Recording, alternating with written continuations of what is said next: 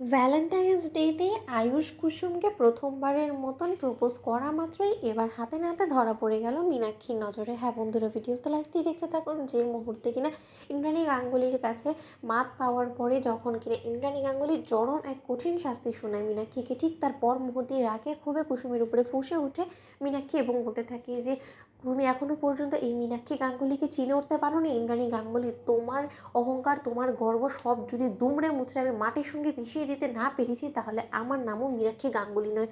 ঠিক সেই মুহূর্তে যখন কিনা মীনাক্ষীর সঙ্গে গিয়ে মেঘা যখন কিনা বলতে থাকে যে খুব রাগ হচ্ছে তাই না, যে বারবার করে তুমি চিৎকার করে সমস্ত লোকেদের কাছে সত্যটা তুলে ধরার চেষ্টা করছো আন্টি, কিন্তু তার সত্ত্বেও তুমি সেটা করে উঠতে পারছো না। আসলে এটা হওয়াটাই স্বাভাবিক, জানো তো। আমারও মাঝে মধ্যে এরকম কুসুমের উপরে খুব বেশি রাগ হয়। আমিও নিজের চোখের সামনে যা কিছু দেখি, আমি কুসুম কে আয়ুষের সঙ্গে এতটা ক্লোজ হতে দেখি একটা অ্যাজ আ ফিয়ন্সে হিসেবে আয়ুষের আমি কোনো মতে বরদাস্ত করতে পারি না, কিন্তু কী আর করবো বলো তো, পরিস্থিতির কাছে যে আমি অসহায়। ঠিক সেই মুহূর্তে মীনাক্ষী যখন কিনা বলতে থাকে যে তাহলে এটা চিৎকার করে তুমি তোমার মনির কাছে গিয়ে বলতে পারো না, এখানে কেন বলছো।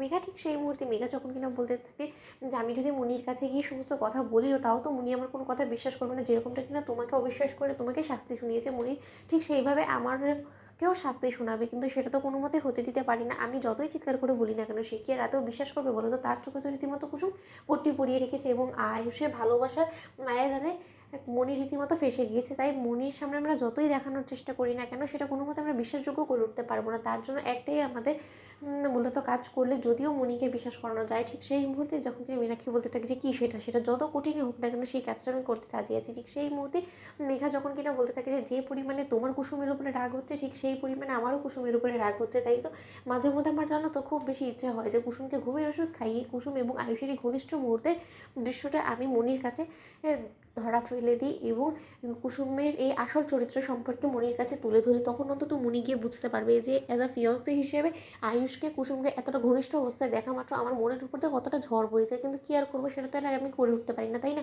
আমি কখনোই কুসুমকে হাতে নাতে ধরতেই পারি না, ও বারবার করে আমার হাতের নাগালের বাইরে চলে যায়। ঠিক সেই মুহূর্তে যখন কিনা মীনাক্ষী বলতে থাকে যে আমি সেই কাজটা করতে পারবো, কিন্তু তুমি যদি ঠিকঠাকভাবে আমাকে গাইড করতে পারো তাহলে আমি সমস্ত কিছু করতে পারবো, কিন্তু যে করেই হোক না কেন দিদির কাছে আমি যদি আয়ুষ্মান গাঙ্গুলির আসল পর্দা না ফাঁস করতে পেরেছি তাহলে আমি আর এ বাড়িতে কোনো মতেই টিকতে পারবো না, কারণ দিনে দিনে এই বাড়িতে টেকাটা আমার জন্য দায় হয়ে যাচ্ছে। এবং তুমি যদি এই যাত্রায় আমার সঙ্গে হাত মিলাও মেঘা, তাহলে আমরা দুজনে মিলে একসঙ্গে কুসুমের পর্দা ফাঁস করে কুসুমকে ঘাড় ধাক্কা দিয়ে বার করে দিতে পারবো, এবং এতে করে তোমার পথের কাঁটাটাও চিরকালের জন্য তুমি উপরে ফেলতে পারবে এবং আমার প্রতিদ্বন্দ্বী কুসুমকেও আমি চিরকালের জন্য ঘাড় ধাক্কা দিয়ে বাড়ি থেকে বার করে দেওয়ার ব্যবস্থা করতে পারবো। বলো তুমি রাজি আছো? যদি রাজি থাকো তাহলে আমরা একসঙ্গে এই প্ল্যানে কাজ করবো।